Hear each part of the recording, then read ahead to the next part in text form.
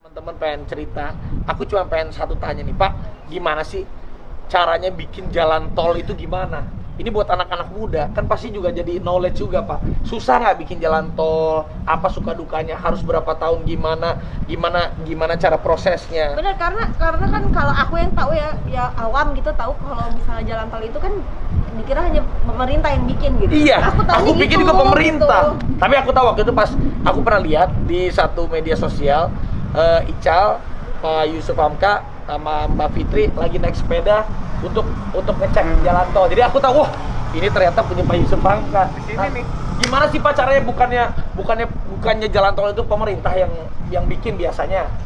Memang ada yang pemerintah, tetapi juga ada yang swasta karena pemerintah memberi kesempatan kepada swasta. Sebenarnya bikin jalan tol lebih mudah dibanding saya melihat kemampuan Adinda Sultan Waduh, Andara ini. Ini Sultan yang bener bos, Ini kita Sultan bohongan. Andara ini. Kita Jadi bohongan. Anda bisa berbuat banyak, berbuat baik, berbuat kebaikan, memberi contoh, inspirasi, itu jauh lebih susah dibanding saya. Kalau itu kan udah ada SOP-nya bikin jalan tol. Udah ada pakai kontraktornya, ya kan, tanah pemerintah yang bebaskan, konstruksinya kami yang bikin. Kami kan pakai kontraktornya dari perusahaan BUMN, kayak Wijaya Karya, Waskita Karya, pembangunan perumahan, kita kerjasama. Kadangkala juga ada kontraktor swasta.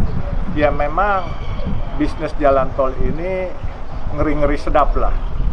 Ini padat modal selain padat karya ya. 1 kilometer kita bikin jalan tol, kalau elevated itu di atas ya. Kalau yang landed itu yang di bawah. Kalau elevated ini landed sebagian tapi elevated sebagian di sana. Oh ya, agak sebelah sana gitu. Nah, itu kalau yang landed 1 kilonya paling antara 500 sampai 700 miliar. Widih!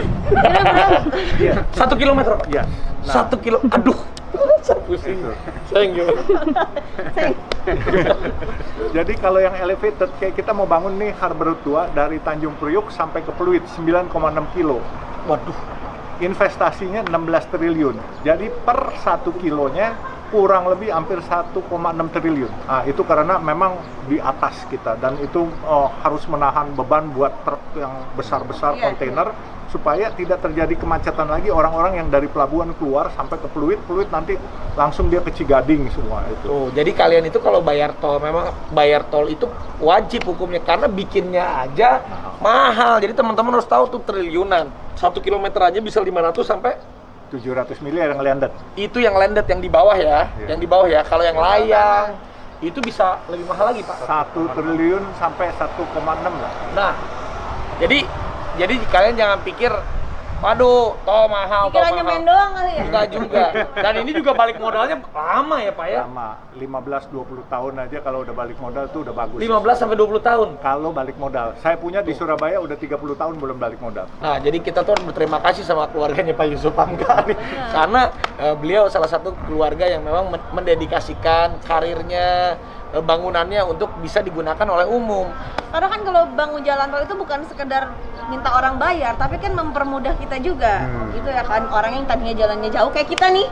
Iya. Jalannya jauh dari TBC Matupang ke rumah jauh, jalannya muter-muter, sekarang alhamdulillah dimudahkan. Oh, gara-gara ada semuanya jalan kan- tol bisa 2 kali 3 kali lipat rumah saya jadi mahal. Harganya kan Iya. at least. Itu yang tanah di pinggir-pinggir tol pas Bener. dari Andara mau naik itu Iya. ditawarin saya 30 juta. Waduh, Ih, sekarang? itu yang ada pelang dijual dekat bekas kantor kelurahan. itu Oh, ya? iya, itu. Oh iya, tahu yang muter balik kan? Iya, yang Oh, itu muter balik. makanya. Oh. 2.300 meter. Iya. Dulu saya beli tuh Pak 1000 meter. Dulu rumah saya nih, saya beli itu sama 2000 berapa?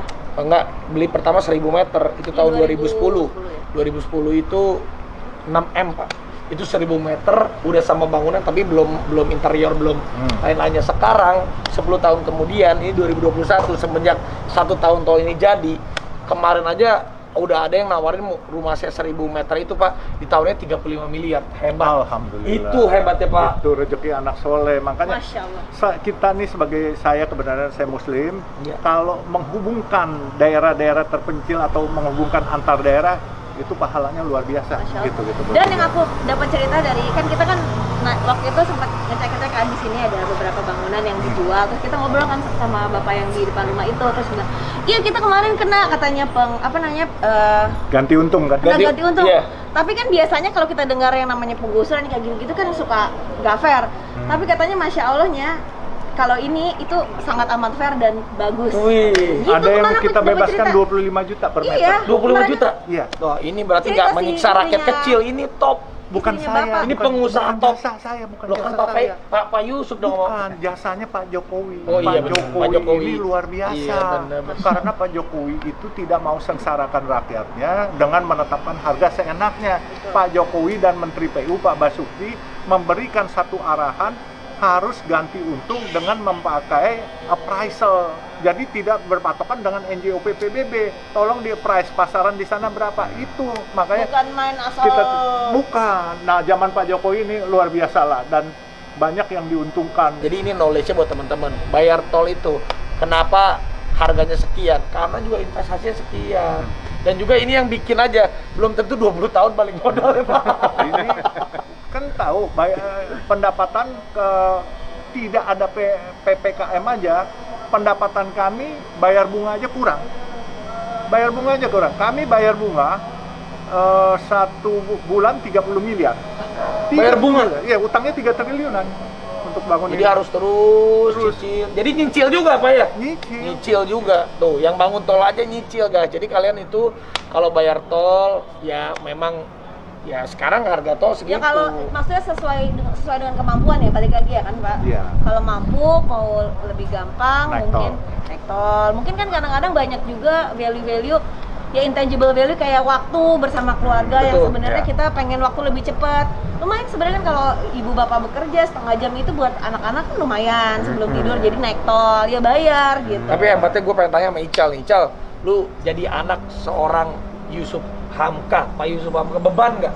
Apalagi sekarang bokap lu nih jadi buah bibir di mana-mana nih.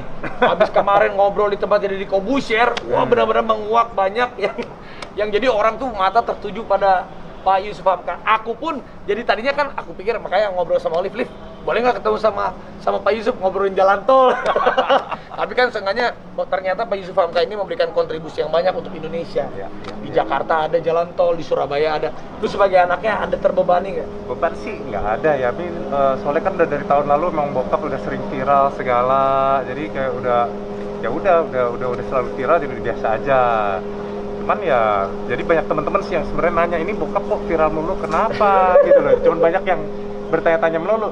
Cuman emang nggak ada apa-apa, emang bokap lagi rajin menjalankan amal aja terakhir-terakhir.